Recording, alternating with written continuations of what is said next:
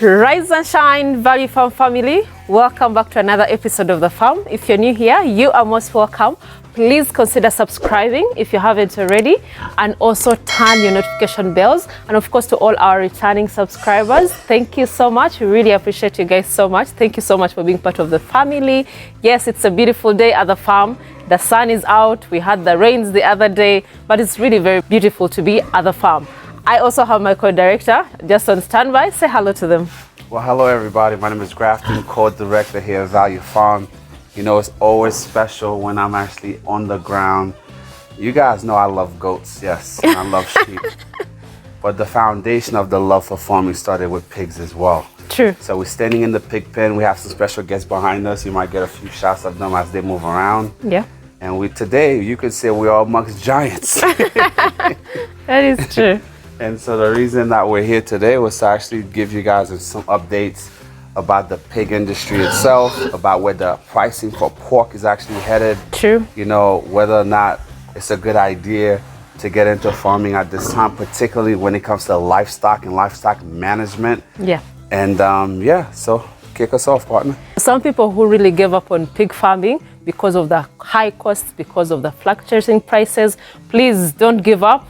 You still have the business available, and of course right now the demand is really very high. It's never too late for you to start over again. In case you really want to start immediately as well. If you're a beginner farmer, this is a project that you really need to look at. There's a shortage of pigs in the market, and these butcher guys, the supermarkets, everywhere they're looking for the pigs, but the supply is very, very low. So we are right here, of course, with the genetics that you really need to start with.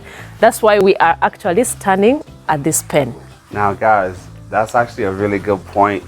Those of you that are in West Africa, Yes. all over the continent, even overseas, back in the US, London, you name it, all over, the Netherlands. A lot of farmers, because of the shortage of grain, the inability to actually consistently source feeding for their pigs, actually slaughtered their parenting stock. That is true. And because of that, that shortage is more glaring than ever before. Now, there are people who are interested in starting right now. They just can't even get the breeds that they once had. True. You know, and life is one of those things, let me tell you, there's a saying, you never really truly understand or appreciate what you have until you lose it. Gone. So for many people, due to no fault of their own, had to basically throw in the towel for a time. And now these folks are on the outside looking in, and the restaurants, the hotels, even the guys that have the quote unquote pork joints, these are the people who actually sell pork. You know, they have their makeshift restaurants, and some of them have fully established places. True. But that's what they specialize in, right? Selling grilled pork, fried pork, sauteed pork. In fact, now a lot of those guys who had the pork joints, we're in the same group. True. As people who actually deal in terms of pigs and pigs genetics. True. A lot of these people now are trying to buy their own breeding stock, right? True. Because it's becoming too unreliable to rely on the market to supply them with pork. So what does that tell you? If the people with the money cannot find enough pork to continue to supply and meet the demand of their customer base, and yet you're there wondering if you should get into farming, I think the answer already answered itself. That is so true. And let's talk about the prices of pork right now. Yeah. 1 kilogram of pork is over like 20,000. Some places 18,000. It's above. It's above even Yeah. that. So if you go to your local butcher, and those of you who live on the continent, you know exactly what we're talking about. Yeah. You have your established supermarkets, like a Carrefour or, you know, Capital Shoppers and other places. When you go to the supermarket for the luxury of having your meat being kept chilled, being larvae fly free, you have to pay a premium for that. So when you go to the supermarket right now, a kilo of pork is already at 22 to 24,000 shillings where you go. If you were to harken back to about 5 months ago, a kilo of pork was barely 15,000 15,000, yeah. So now it's only going up higher because now it's not available. It's basically basic economics, right? Demand goes high, availability is low, prices can only go up. That is so true. So, you know, for those of you who are on the brink of quitting, throwing in the towel, Don't. please figure out a way to hold on to your flock, figure out a way to actually grow them to the point where they can actually be sent, you know, to their maker, you understand?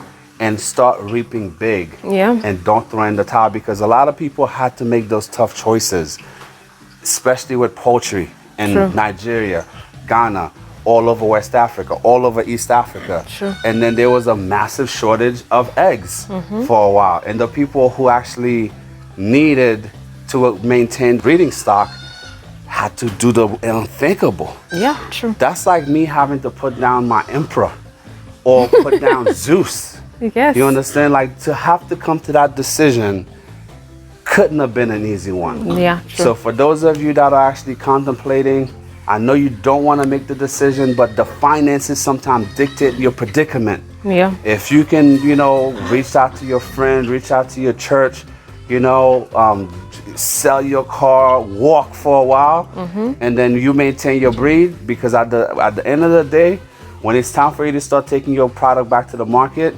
you're gonna be able to get a better car.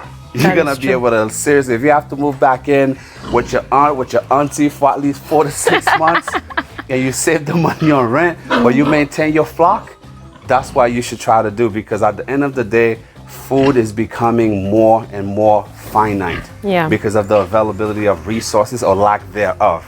So please consider the environment that we're in. Yeah. If you're in food production, if you're fortunate enough to be in food production, this is the best sector to be in right now. I would choose food over tech, because at the end of the day, if you look at what's happening in China right now, even Tesla can't get enough electricity because of the lack of water and lack of hydroelectricity in China to keep their factories open more than a few hours a day. But you know what the world needs? There's always going to be a great need for food. True. So if you're in food production, there's not really much of a dip. You know, the Yeah, world true. has to eat, and of course, we can never have enough food. Yes, that is so true. And of course, farming smart is the way to go.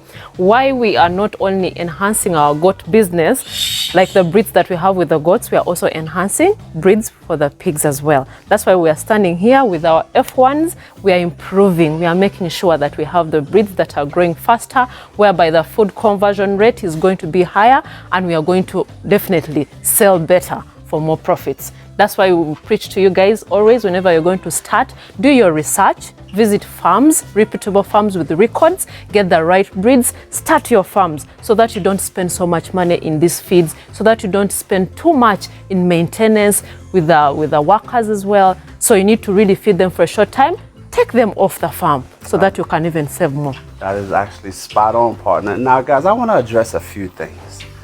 Now, having the opportunity to have experienced life outside of the continent, there's a certain level of exposure that those of you that are in the current diaspora right now, you will fully understand where I'm coming from. And even those of you who have never left the continent, maybe this will actually spark something in your mind, because I think this might be able to help a lot of farmers out there. True. For some reason, a lot of folks here, especially in business, this is true in all business sectors, right? True. I don't know what it is, but the idea of relationship building seems to have been one of those things that there's never really been a focus on it. I'm bringing this up because for every single business owner that we encounter here who don't truly value fostering business relationships, it emboldens us as a team to continue to grow bigger, get a larger market share, because there's a profound lack of customer service, customer interaction, also managing and fostering actual business relationship. For whatever the reason, a lot of business owners that we encounter here, they just believe in the one sale. Yeah. Now, me having a financial background, real estate background, just overall relationship management background as a profession, the number one thing you can have a lot of the time, forget the sale. If a client comes into your store or they call you on the phone for the first time, you don't have to pressure them. You don't have to lay it on really thick. The idea is for you to understand what the client is looking for. Yeah. And you, as the business owner, as the relationship manager, as the person on the other side, that's actually there to work with that client. Your goal is to spend a few minutes to learn as much as you can about that individual, about why they called you or emailed you in the first place, why they walked into your establishment. And once you understand what that client is looking for, then you can customize a solution to help that person. But here on the continent, let's face it, this is an area of opportunity for many places. We have dealt with so many other farmers in this country, because we're farmers, we're gonna keep it into farming. Yeah. Where you can literally go and spend about $1,000 in somebody's place of business. Though you might have the opportunity of going back or the ability to want to return to continue to go purchase from said farmer or farm. But the experience after this person gets your money was so terrible. The moment that money exchange leave your hand or your bank account and make it to the other person's bank account, you now become persona non grata. You no longer matter. The fact that before they got your money, they will call you back, they will text you, they will be responsive. The moment you make your deposit, that's when the lies start. That's when dodging starts. That's when them making their phones busy begins. Yeah, true. And in reality, these are people that actually have good quality breeds that you would want to do business with. But the business ethic or lack thereof is what turns so many people away. I can tell you from our personal experience, there's been many of occasions where we actually went to places that we visited and we actually found quality breeds that we purchased. That's really But good. the idea of having to go back or even refer Into you the guys to hassle. some of these places, we can't in good conscience do that. So for those of you that are listening to this message, this is not a negative. This is actually a tremendous opportunity for you. Yeah, Because work we on. speak to intermediate farmers here, medium in terms of level of experience, intermediate, advanced to the super advanced level of farmers that watches our videos all over the place. You should heed this as an opportunity for you to put an even bigger emphasis on customer relation and building relations with your clients.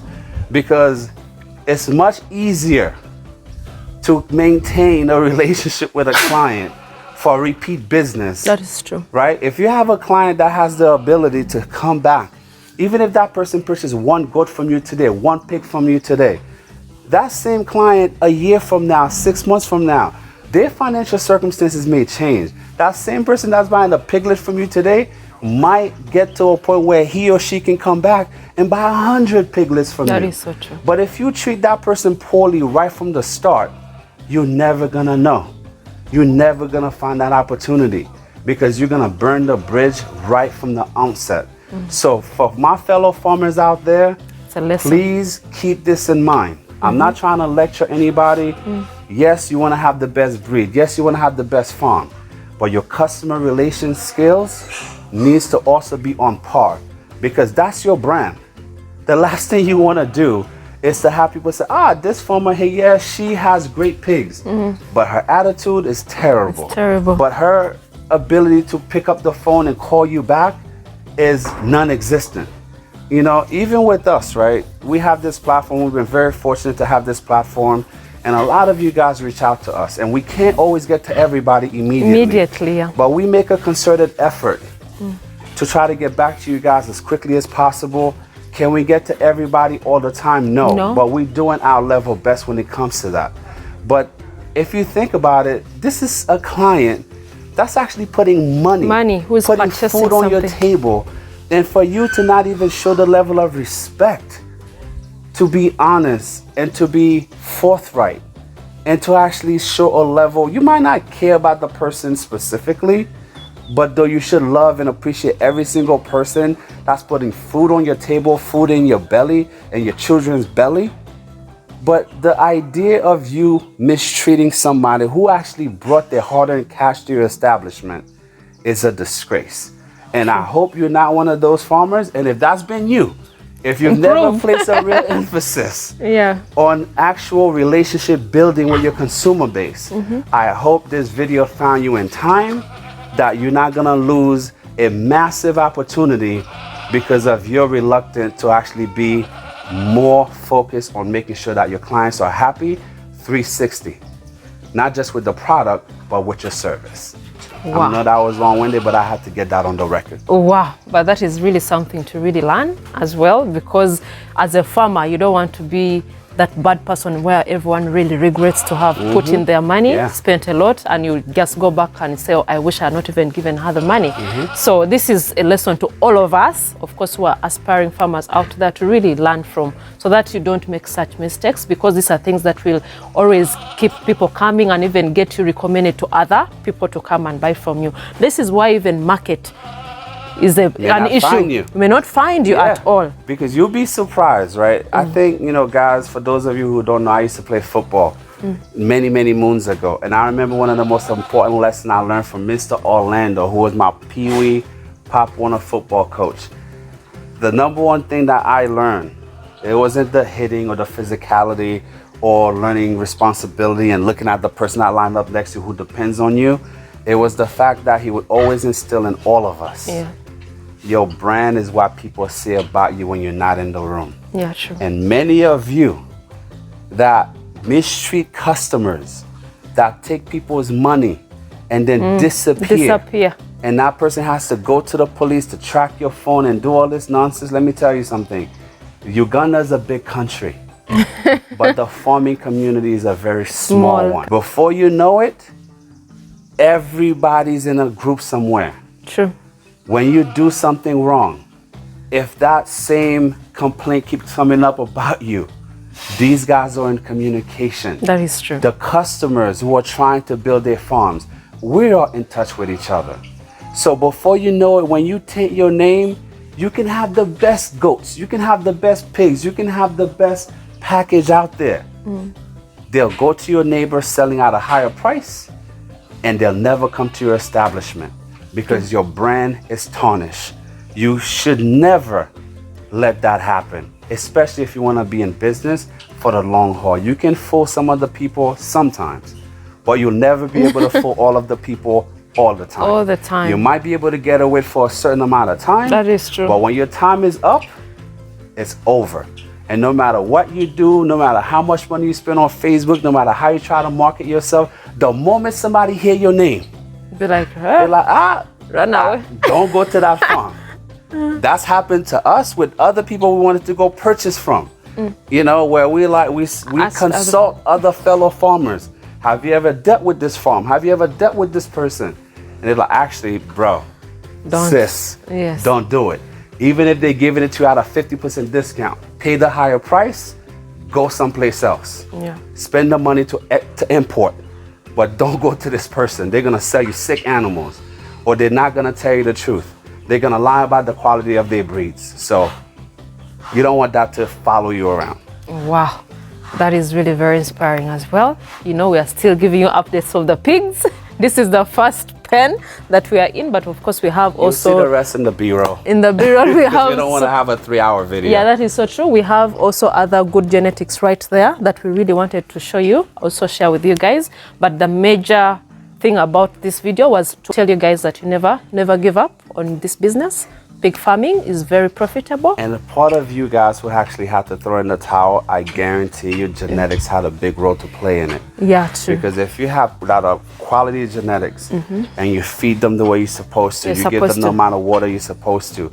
A typical pig is only supposed to be at your farm and you're growing pen for about 120 days to 125 days. If you have Durocs, they can be ready to go out to the butcher by the time they're around 120 to 124 days. Same thing with the Canberras, same thing with the large whites, especially when you cross them with the Landraces. Landraces grow a little bit slower, but by the same token, the combination to get your Canberra your hybrids will definitely meet that market weight by the time they're around 123 to 125 days. And many of you run into this problem where you buy your piglets from your pastor and you buy your piglets from the side of the road. And now you're feeding your pigs and they're 7 months old, 8 months old, and they barely weighing 40 kgs.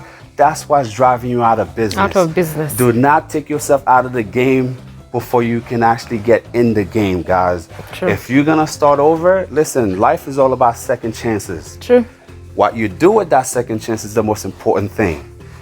This time around, for those of you who actually have to step out, as you re-enter, take your time, make your purchases wisely, find the right genetics, make sure the feeds that you're giving these pigs are of high quality, but genetics is everything, because if you don't have the genetics, you can have the best feed, you're not going to get the conversion that you need in order for you to have this as a profitable venture. True. So I hope you guys took something away from this video. Do not forget to follow us on Instagram or all of our social media platforms. Yes, Value Farm UG, right? Yes. TikTok, which I can't find, but my partner always posts on TikTok. Yes, then Facebook, Value Farm. Kindly just follow us there. Check out the behind the scenes, and we also post detailed, content on Facebook and also Instagram. And also do not forget to subscribe, guys. Subscribe, hit the like button. 100K and beyond. Exactly. And again, thank you guys for the love and support. We're here for you, just like you've been here for us. Till next time. Bye.